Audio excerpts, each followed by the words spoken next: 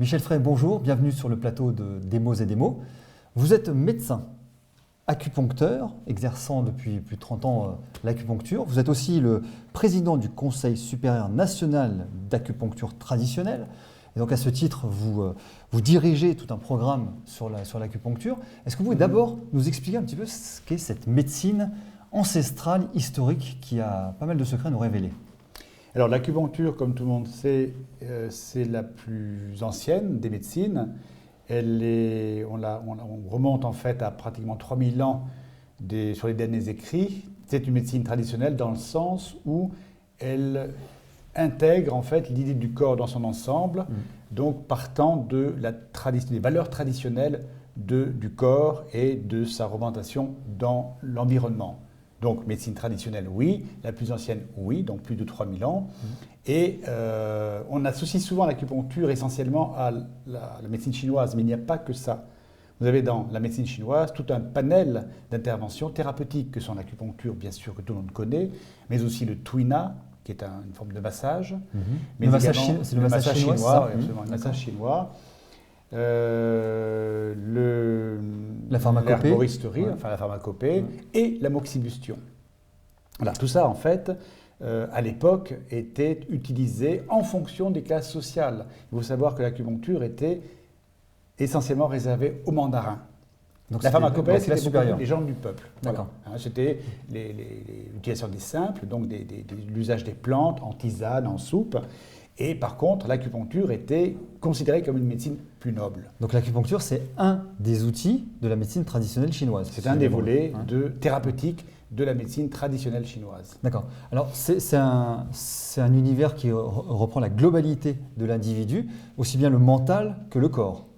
Les humeurs, les tempéraments, le comportement, tout est pris en compte dans cette médecine. Oui, la particularité de la pensée chinoise à travers la médecine, c'est de considérer qu'il n'y a pas différents organes, un cerveau, du sang, de la lymphe, des muscles, etc., comme on a tendance à le faire en médecine conventionnelle, on décortique.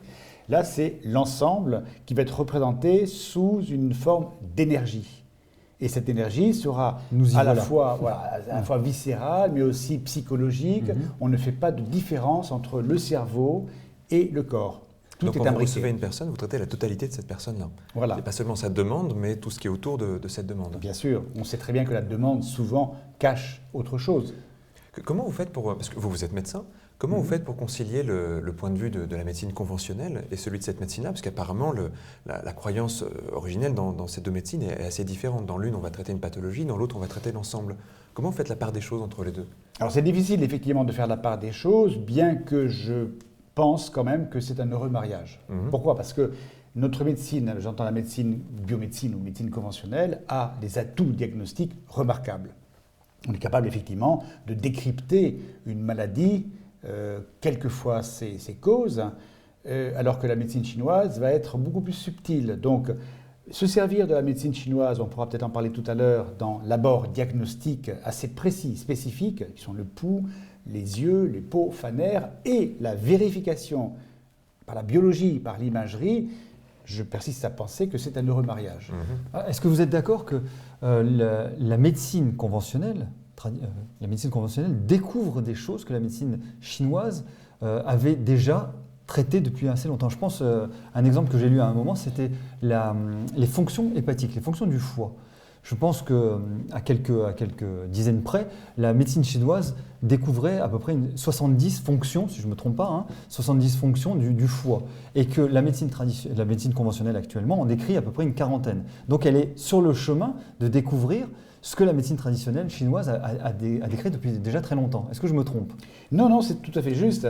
Et ça tient au fait que la médecine dite conventionnelle s'occupait de l'organe dans son entité, dans sa fonction métabolique.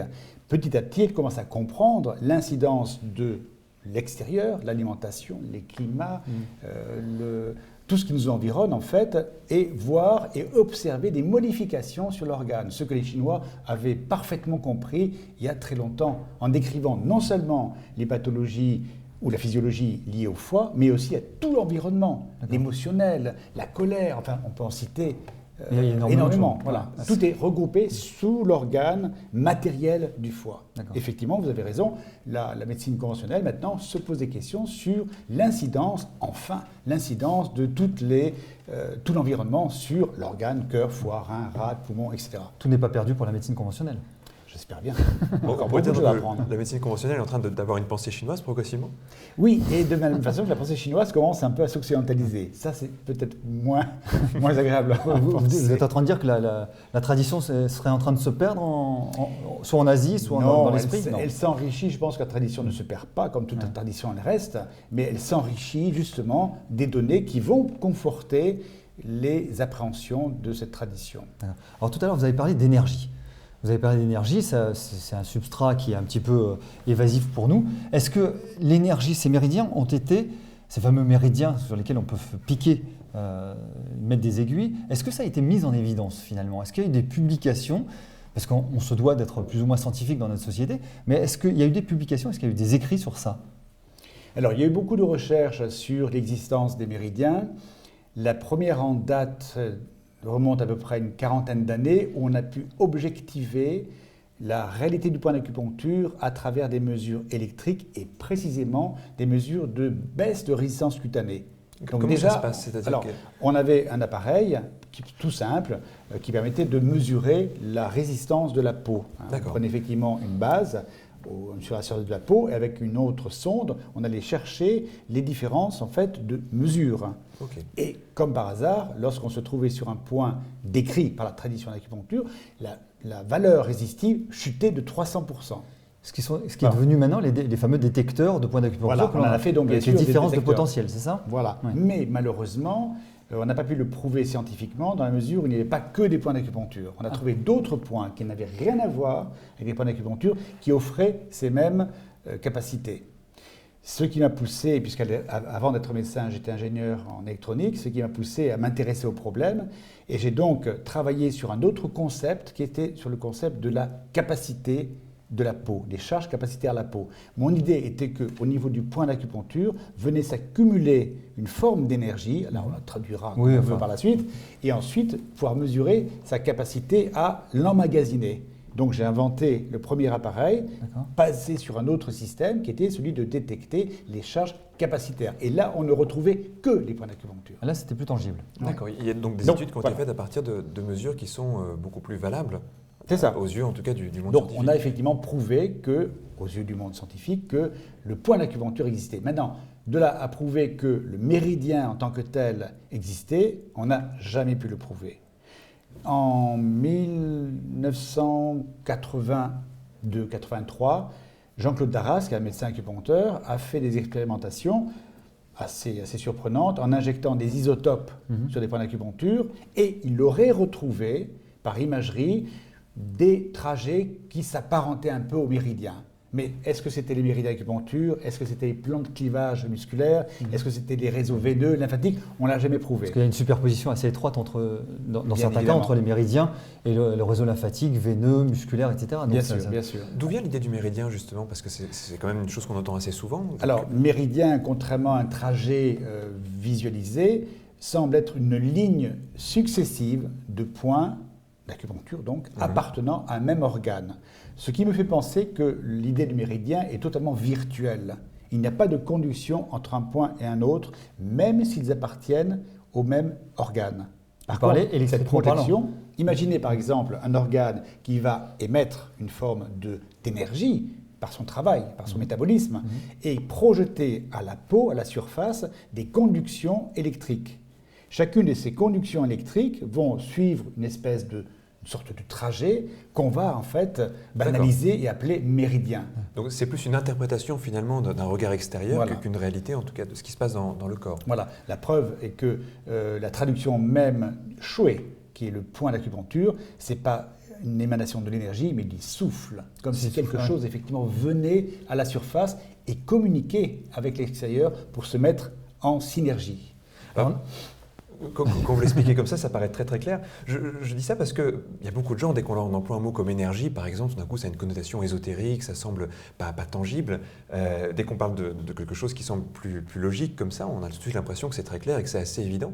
Qu'est-ce qui fait qu'il n'y a pas tout de suite une communication comme ça? J'ai l'impression qu'il y a assez peu de professionnels de l'acupuncture ou de ces domaines-là qui vont avoir cette pédagogie, qui vont expliquer ça avec des mots simples et compréhensibles. Pour les raisons qu'on évoquait tout à l'heure, c'est qu'on n'a pas pu prouver jusqu'à présent la réalité de l'énergie. Le mot, effectivement, n'est pas bien choisi. On n'en a pas d'autres. On pourrait parler de souffle, de vibration. Ce sera encore plus éthérique. Encore plus ésotérique. Il y a des gens. Donc, on a traduit ça par énergie, qui est un mouvement de quelque chose. Voilà. Alors, il y a combien de méridiens sur le corps? Alors, il y a en fait 14 méridiens principaux, dont 12 qui appartiennent à chacun des organes. Les 2 autres sont des méridiens appelés curieux, extraordinaires, merveilleux, qui sont des références en fait de lignes de conduction, la ligne yin, et dans le dos, parallèlement, par opposé, la ligne yang. Il va falloir nous expliquer ça, le yin et le yang, ça. Même si on ne va pas passer des heures dessus, mais il va falloir nous expliquer au moins... Ce pas des heures, c'en est mois. Des années, oui. 3000 ans de débat. Alors, méridien. Alors, traditionnellement, le yin et yang, ça a été effectivement traduit, à mon sens, mal traduit, par le soleil, la lune, le soleil yang, la lune est yin, l'homme est yang, la femme est yin, la matière est yin, la vapeur est yang, voilà. Tout ça, ce sont des analogies. En fait, si on traduit le mot yin et yang sur les idéogrammes, le yang correspond à la face éclairée de la montagne, le yin à la face sombre de la montagne. Voilà, c'est ce qui vraiment définit un système d'opposition. Il y a toujours voilà, c'est exactement le système d'opposition qui fait qu'on a une alternance permanente. Le Soleil effectivement fait le tour, comme on le sait, enfin fait le tour. La Terre fait le tour, mais aussi d'une certaine manière. Donc on va voir la face donc éclairée qui va devenir inéclairée et dire ça. Donc yin et yang, c'est ça, cette espèce de mouvement permanent qui va définir un état, un moment. Opposés et complémentaires. Mais toujours en alternance. Toujours en alternance. Avec du yin dans le yang, du yang dans le yin. Le jour où il n'y a plus d'alternance, c'est la mort. Ah bah oui. L'apoptose cellulaire.